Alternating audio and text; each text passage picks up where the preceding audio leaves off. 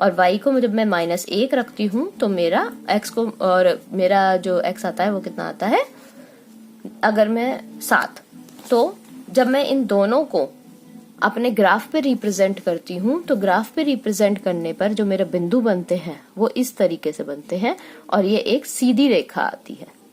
आप जब इसको, आप इसमें और भी बहुत सारे नंबर रख के और बहुत सारे पॉइंट्स निकाल सकते हो और रेखा बना सकते हो आसानी से।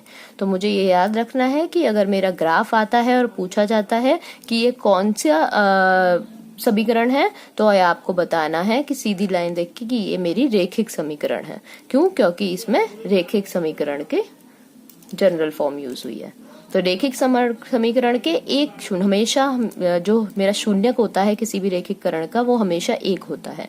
और वो पता लगाने का क्या तरीका होता है, जो भी मेरी रेखा बन रही होती है वो इस x की एक्सिस को जितनी बार काटेगी उतनी बार उसके शून्यक निकलेंगे। ये बहुत अच्छा तरीका है ये पता लगाने का कि किसी भी समीकरण के कितने शून्यक होंगे अगर उसको आलेख्य रूप में हम कर रहे हैं। तो कैसे, किसी भी कोई भी अगर आपको आलेख बना हुआ दिया है उसमें आपको देखना है कि जो भी आप रेखा बना रहे हो या जो भी आपका रूप बना है वो इस x एक्सिस को, याद रखना सिर्फ x एक्सिस को कितनी बार काटती है। जितनी बार ये रेखा x एक्सिस को टच करेगी उतनी ही बार, उतने ही आपके इसके शून्यक होंगे। ये एक बहुत शॉर्ट ट्रिक है पता लगाने की जो मैंने आपको बताई है।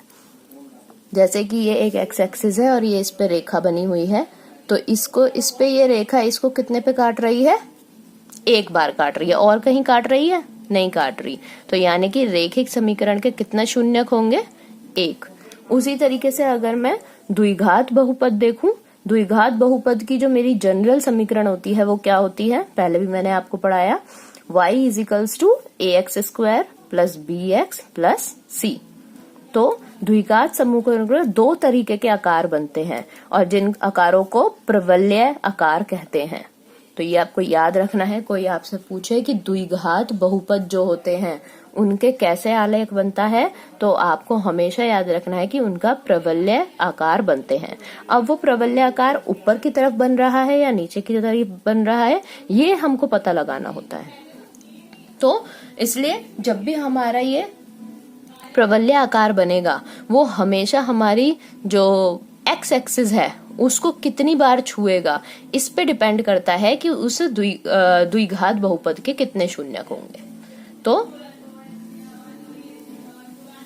उसके 2 शून्यक भी हो सकते हैं, 1 शून्यक भी हो सकता है और कोई शून्यक यानी कि 0 शून्यक भी नहीं हो सकता है।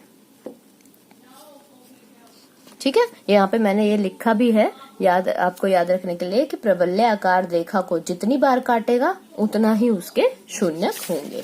तो इस तरीके से आपको पता लग जाएगा कि उसके कितने शून्यक हैं। आगे अगर हम बात करें तो अल्फा बीटा द्विघात बहुपद px = ax² + bx + c जिसमें a does not equals to 0 यानी कि a जो है 0 के बराबर ना हो के शून्यक हो, तो